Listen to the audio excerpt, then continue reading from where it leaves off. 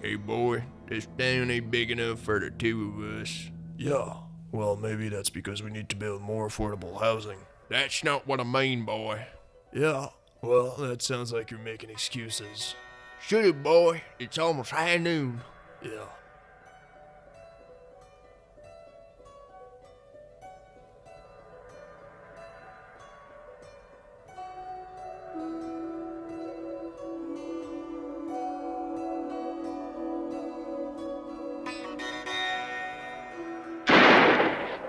It's too bad you don't know how to shoot, boy. Today we're going to be taking a look at set 6755 Sheriff's Lockup from 1996 and set 6748 Boulder Cliff Canyon from 1997.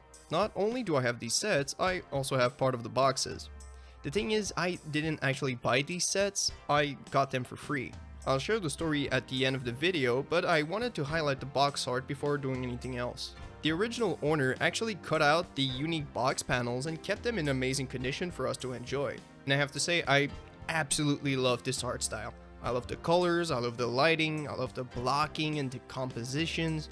And the coolest thing about these boxes is obviously the alternate builds. We get some clear pictures of other models that you could build with the included pieces. We can find these same alternate build pictures behind the instructions for the Boulder Cliff Canyon, but not on the instructions for the Sheriff's Lockup. If nobody minds, I'll use these box panels as the background because I think they're awesome and everybody needs to see them. Alright, let's start our review with Sheriff's Lockup. This set comes with 158 parts, 4 minifigures, 4 pistols, and 3 rifles. In total, we get 7 guns, but only 4 minifigures. I'm pointing this out because it seems a bit ridiculous. That's way too many guns. We also get a horse and a brown saddle. Alright, I suggest we start by looking at the main building. The top of this building is adorned with a sheriff's sticker. Sadly, this is a stickered assembly, so you'll need to keep these two bricks together to not ruin the sticker. Underneath this panel, we'll find a roof that can be angled upwards to give a better access to the porch. This simple design choice may seem insignificant, but as a brick filmer, this is very much appreciated. The front is beautifully decorated with a white door and some white window frames against a brown wall. The windows come with some nice looking stickers that add a lot of value to this simple structure. If we turn the building around, we'll see there is no back wall. Once again, it makes it easier to get access to the interior. On the left side, we get a rocking chair and a desk with a deck of cards and a coffee mug. There's also a secret compartment under the desk.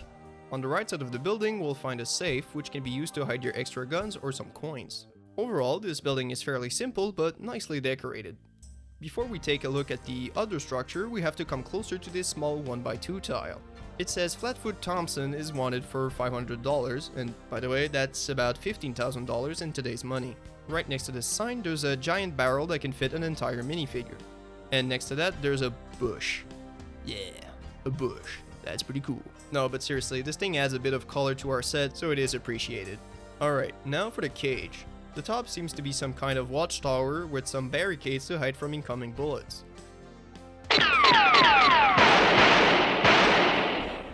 We can open up the cage door to discover a strange collage of bricks, but don't worry, there's more to this weird looking cage. By sliding this tile inside this small hole, we can blast the wall open and free Flatfoot Thompson. Let's do it again just for fun.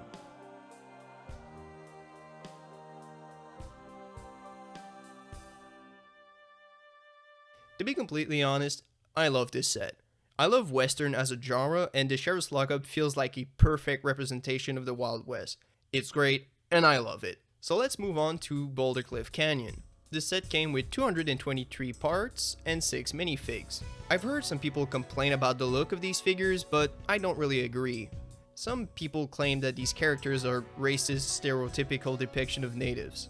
If we compare them to the sheriff and deputy from the Sheriff's Lockup, it might seem that way because both characters reuse some pre-existing face prints that look pretty normal. But on the other hand, if we compare the natives to the bandits, which have some wacky face prints created specifically for the Western theme, the natives come up on top as the more normal and acceptable depictions of real human beings. On the subject of realistic depictions, this tribe seems to be a mix of a bunch of different tribes combined together. I am not sure this accurately depicts any specific tribe. For example, the presence of a totem pole right next to a teepee makes no sense. Totem poles are large and imposing structures that were found in more permanent settlements of the Pacific Northwest around modern-day British Columbia. But teepees were mostly used for temporary settlements in the American and Canadian plains. I seriously doubt you could find totem poles in temporary settlements with teepees. That seems kind of weird to me, but don't take my word for it. I'm from Montreal, and the local tribes mostly lived in longhouses and did agriculture. It's a completely different way of life, so I don't feel like I can comment on the accuracy of this set. Alright, I think it's time we take a look at this set. The Boulder Cliff Canyon sits on a base plate with a beautiful printed river. To move on this river, we get a canoe, and the instructions ask us to place this shield banner on the canoe. A similar but slightly different shield can be found next to the teepee. We also get another one in the hands of this gentleman. We could assume that these different shields represent different tribes that occupy pretty much the same territory. That seems somewhat logical. Our minifigs also get 3 tomahawks, 5 lances, 5 bows, 3 snakes, and 2 horses with some special printing. We can store some of the extra items in this tree stump on the other side of the river. Otherwise, there's no clip or any specific place to store these items. If we go to the rock wall and start at the left, we'll find a brown ladder to let us reach higher ground. Right next to this small elevated section, we'll find a large boulder that is held in place by this weird looking thing. By moving this piece, the boulder gets released and a snake comes out of its hole. To refill the snake hole, we need to turn the set around and place another one in this little area right here. Since we're looking at the back of the set, we might as well take a closer look. But man, this is kind of ugly. Yeah, the back does not look good. But I guess LEGO did this to lower the cost of the set. If you have some extra parts, I would definitely recommend adding some details to this back section. Here on the left, we can see a little gap in the rock wall. This gives us another place to drop some snakes on unsuspecting travelers. If we go to the top of the rock wall, we'll find this hanging log, and if you're not careful, the log could start rolling and throw you to the ground. On the other side of the log, there's only a rock surface that is mostly inaccessible. There's some nice foliage here and there, but that's about it. And now the main attraction of this set, the teepee. If we unfold this cloth piece, we can see all the nice details that have been printed on it. This will also allow us to get a glimpse of the interior. There's a second campfire outside, and that's about it in terms of details and play features. Overall, I do like this set quite a lot, even though it feels a bit incomplete in some aspects. I think it would definitely benefit from a couple more parts and details here and there. Otherwise, this is a pretty good set.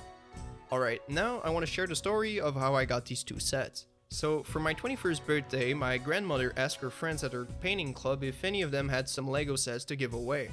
One of them said yes, and she gave my grandmother a big box of used LEGO sets. Inside that box, there were 2 Aquazone sets, 2 Western sets, 2 Classic Town sets, 1 small castle set, and a bunch of miscellaneous parts and minifigs. Sadly, not a single one of the sets was complete, so I had to buy all the missing parts on Bricklink, but it was absolutely worth it. Because these sets are awesome, and I will make videos on all of them eventually. I don't really know what to say other than thank you. Thank you, Grandma, and thank you to the lady that gave these LEGO sets to me. I feel so lucky to have gotten this stuff for free. It's an incredible feeling. Anyways, both the Sheriff's Lockup and the Boulder Cliff Canyon are amazing sets. Both sets look really cool and offer some fun play features. They also include plenty of cool specialized parts that could be useful to create some Western mocks or brick films. Overall, these sets are fantastic. Alright, that's gonna be it for today, and thanks for watching.